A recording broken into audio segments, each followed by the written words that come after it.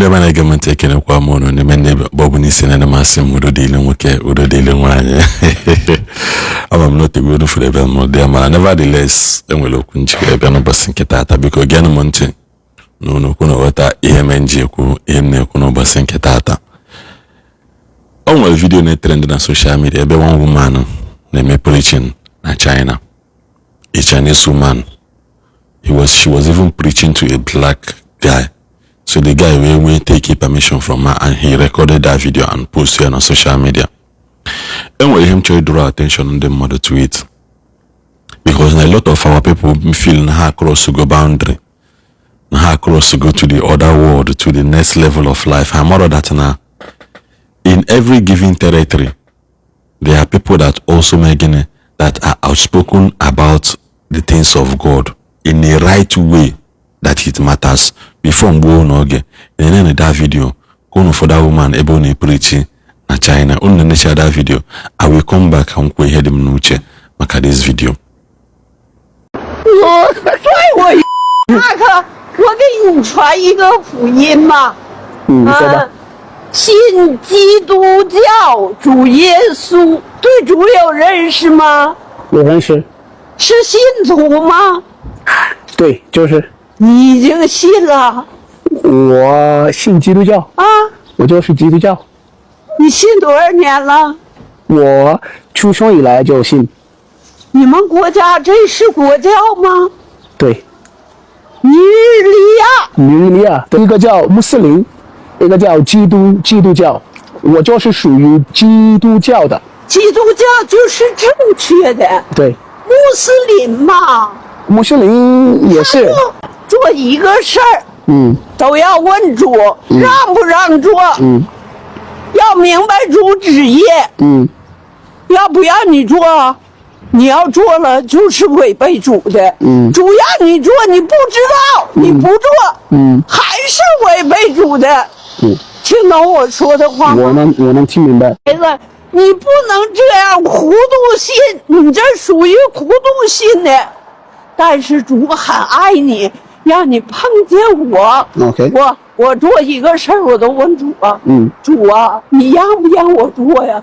我大女儿搁西安，我小女儿搁广东番禺，我儿子搁辽宁鲅鱼圈，哎，主让我走的时候，他得让我懂啊，哪号走？对。坐飞机，坐火车，对，路上得给主传福音呢。对，你都不这么传哈。哎，主，要是我要做任何事情之前，我必须得先问主。对，有没有你托付我在主里宣传的工作呀？这个懂吧？对。谢谢。你说中文说得很好。你说我是基督教的。Una feature go the video, yes. Una nature go the video. Now, I'm all on got another video. Enjoy for this video, so I can play this video. Ko wani ne we fear. Can the buy where got that na? Yeah, no na sina. Na what was in the joke. Nigerian and China, you will never see preaching. You will never see a particular set these people wasting their time ne preaching a street. No so na Nigeria, no so na Africa. Ne linde ba yeli, eje buluba trende ba ye. Men cause okwefuba.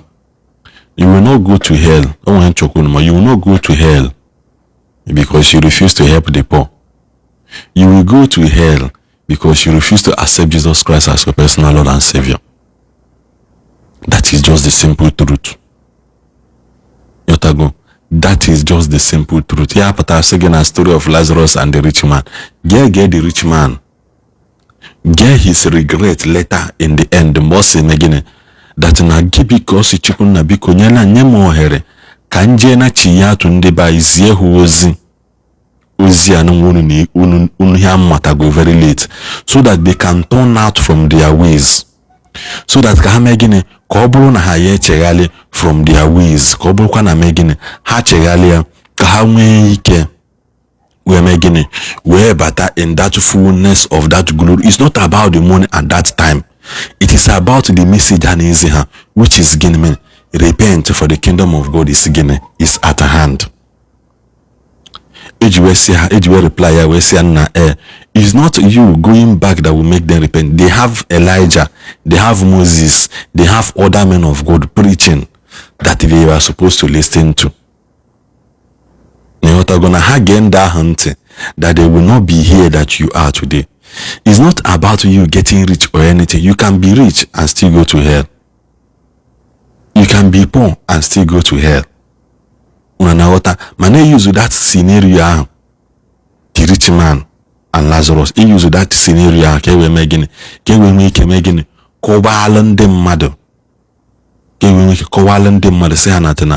That there are so many hidden things about the things of God that so many people don't know nothing about. This also brings me back to the message of our brothers in a preach, because there's a video trending also on social media which I've come across that video. Matthias Jenna confronting the name preaching. Know that very well, because now so many people gave their life to Christ and they decided not to abandon the things of the past. Man, I can go on the simple truth about Matthias made that thing today. Today, it will result to another thing. When preach, or happen to preach with freedom of worship, freedom of funka, freedom of funka. Man, also expresses you in that freedom of worship, and they are also clamoring for. It will be a very total problem for them. They will have a way to kick against that in freedom of worship. They will totally kick against it. Somebody like AGK Moment of Truth to be a live program, everyone criticize Pastor Jerry as the latest model of moto to 2025 car. Kone criticize na asena ndo to Pastor Jerry as when share program ya, when share messages. That does it mean that your own God is dead? Why is it that no so Jerry is? Many programs that has been sponsored around the world today by Jerry are sponsored single-handedly by people whom God have shown mercy, people whom God has used Pastor Jerry to revive their life. They have no means of expressing themselves, rather than making sure that gospel they heard is being spread abroad. Pastor Jerry is a nyamoto. You have nothing else to say but to come against it. I had you go soon severally. Gusina only to Matthias dedicate to Golono. Severally, ndo to Matthias dedicate to Golono continuously. Dedicate a moto continuously. Dedicate a factory continuously. Dedicate a school continuously. But it pains me so much now. Most of our people are for a human mother. Go about it. Evangelist Bukobe Lolono. For the old people, that the same two na ndocha na amen na beha kamadu bibata na baye meya man, everybody turn a blind eye to it as if that thing does not even exist.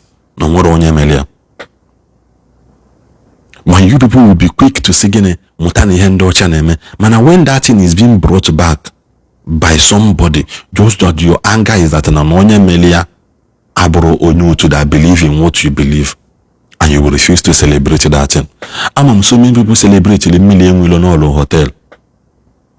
hotel for his own personal gain. A lot of bloggers that you celebrate here from beginning to end. Man, they refuse to also acknowledge the fact that this young man called Evangelist for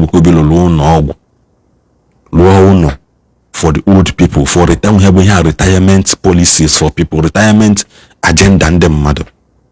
Which nobody take your time, your grandfather will benefit from it. Which nobody take your time, you yourself made that video today. In years to come, you will be a beneficiary of that thing now. But you people will refuse to celebrate it. And when they cross the border to that second and the China and a joker, man, what is this woman preaching in that video? Is that not the same message in another Nigeria? Kawani also no budon torture na China ni preach in her own dialect. In her own dialect kone preach biko no ndebaye. Kaide jina kai buo ya hayonwa.